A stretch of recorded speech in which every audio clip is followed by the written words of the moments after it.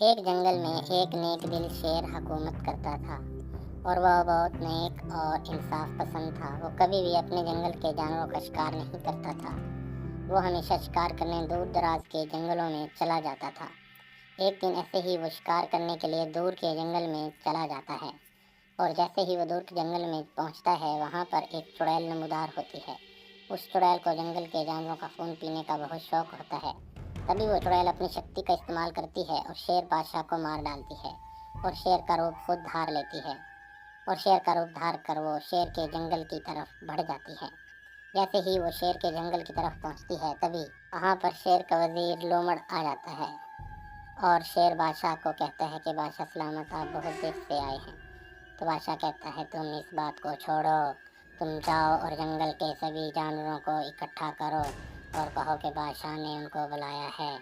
اور تبھی سارے جانور اکٹھے ہو کر بادشاہ سلامت کا ندی کنارے انتظار کرنے لگتے ہیں اور تبھی شیر بادشاہ جو کہ خونخوار چڑیل ہوتا ہے وہاں پر آتا ہے اور کہتا ہے کہ آج سے جنگل کے تمام نیم اور قانون بدل گئے ہیں۔ اب سے میں اپنے جنگل کے تمام جانوروں کا شکار کیا کروں گا اور جانور باری باری ہر روز میرے پاس آیا کریں گے۔ یہ سن کر بادشاہ کا وزیر لومڑ کہتا ہے کہ بادشاہ سلامت، آپ تو بہت اچھے اور نیک دل تھے، یہ آپ کو کیا ہو گیا ہے؟ ایسا مت کریں، آپ تو بہت نیک دل ہیں، جنگل کے جانوروں پر رحم کریں۔ آپ بہت نیک دل بادشاہ ہیں، آپ کو جنگل کے تمام جانور مانتے ہیں۔ تبھی یہ سن کر خونخوار چڑیل اپنے اصلی روپ میں آ جاتی ہے اور اپنی شکتی سے اس وزیر لومڑ کو مار ڈالتی ہے اور جانوروں کو کہتی ہے کہ کل سے ہر جانور آ کر باری باری اپنی بلی چڑھائے گا اور اپنی قربانی دے گا۔ اور دوسری طرف کی سنیے، اسی جنگل میں ایک ناگ اور ناگن رہتے تھے اور وہ دونوں ایک دوسرے سے بہت پیار کرتے تھے۔ اور خونخوار چڑیل جو شیر کا روپ دھارے ہوئے تھا ہر روز اپنی رعایا یعنی جنگل کے جانوروں پر ظلم ڈھانے لگا اور ایک ایک کر کے جانوروں کا شکار کرنے لگا۔ اور جانور جو شیر کے پاس نہ آتا تو شیر خود جا کر اس جانور کے ساتھ ساتھ اس کے فیملی اور پریوار کو بھی مار ڈالتا اور سارے جانور ڈر کر خود ہی ایک ایک کر کے شیر کے پاس جانے لگے۔ اور دوسری طرف کی سنیے تو شیر اپنے سیوک کوے کو ایک ناگ اور ناگن کے پاس بھیجتا ہے تو اس کو چونکہ اپنی شکتی بڑھانی ہوتی ہے اور شیر کا سیوک کوا ناگ اور ناگن کو پیغام دیتا ہے کہ جلدی سے ناگ اور ناگن چڑیل کے پاس پہنچ جائیں ورنہ وہ ان کو مار دے گا اور اس کو اپنی طاقت بڑھانے کے لیے تم لوگوں کی ضرورت ہے۔ تبھی شیر ان کا انتظار کرتا ہے لیکن وہ نہیں آتے تو وہ اپنی شکتی سے دیکھتا ہے کہ ناگ اور ناگن جنگل چھوڑ کر بھاگ گئے ہیں۔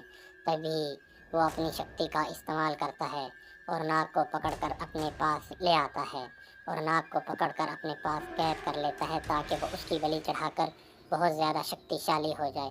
اور تبھی وہاں پر ناگن پہنچ جاتی ہے اور شیر کا روپ دھاڑے خونخوار چڑیل کی منت کرنے لگتی ہے کہ اس کے شوہر کو جانے دے، مگر چڑیل اپنے اصلی روپ میں آ کر اپنی شکتی سے اس ناگ کو پکڑ کر اس کی بلی چڑھا دیتی ہے اور یہ دیکھ کر ناگن بہت زیادہ رونے لگتی ہے۔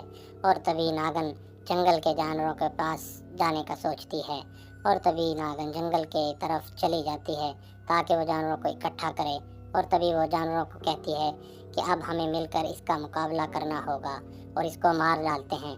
لیکن یہ سن کر جنگل کے سبھی جانور کہتے ہیں کہ اس کے پاس بہت شکتی ہے، ہم اس کا مقابلہ نہیں کر سکتے، ہمارا پریوار پہلے ہی ختم ہو رہا ہے۔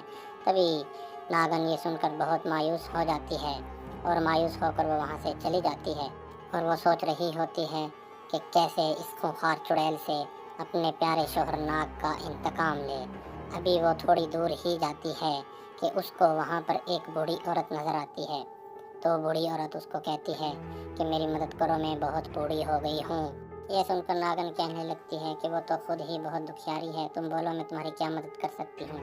جیسے ہی ناگن یہ کہتی ہے تو وہ بوڑھی عورت ایک پری کا روپ دھار لیتی ہے اور کہنے لگتی ہے کہ ہاں مجھے پتہ ہے کہ تم پر کیا ظلم ہوا ہے، میں تو تمہارا امتحان لے رہی تھی، تو چلو ٹھیک ہے میں تمہیں ایک طاقتور منکا دیتی ہوں، وہ ناگ منکا تم اپنے منہ میں رکھ لینا اور اس سے تم بہت شکتیشالی ہو جاؤ گی اور جا کر اس خونخوار چڑیل سے اپنا انتقام بھی لے سکتی ہو اور جنگل کے جانوروں کو اس ظلم سے نجات بھی دلا سکتی ہو۔ تبھی یہ سن کر ناگن اس پری کا بہت شکریہ ادا کرتی ہے اور اس کو بہت سی دعائیں دیتی ہے اور کہتی ہے کہ چلو ٹھیک ہے تم مجھے وہ ناگ منکا دے دو۔ اور تبھی وہ ناگ منکا لے کر وہاں سے چلی جاتی ہے और वो एक खूबसूरत लड़के का रूप धार लेती है और नागन खूबसूरत लड़के पर मर मिटती है जाती है। तो चुड़ैल उसको देखकर कहती है कि तुम तो बहुत खूबसूरत हो, मेरे साथ शादी कर लो। तो यह सुनकर नागन कहती है कि चलो ठीक है, मैं तुम्हारे साथ शादी करूंगी, पर आज रात मैं तुम्हारे साथ ही रहूंगी। तो यह सुनकर चुड़ैल कहती है कि ठीक है। तभी वो सोने का नाटक करता है और चुड़ैल जैसे ही सोती है वो तलवार लेकर चुड़ैल की तरफ बढ़ता है। और जब चुड़ैल सो रही होती है तो अचानक अपने पास किसी को पाकर उठ जाती है और जैसे ही वो उसके पास पहुंचता है वो आनन फानन से तलवार मारकर मार डालता है। और तभी खुशी खुशी नागन अपने जंगल के जानवरों की तरफ जाती है और उन्हें बताती है कि उसने खोखा चुड़ैल का काम तमाम कर दिया।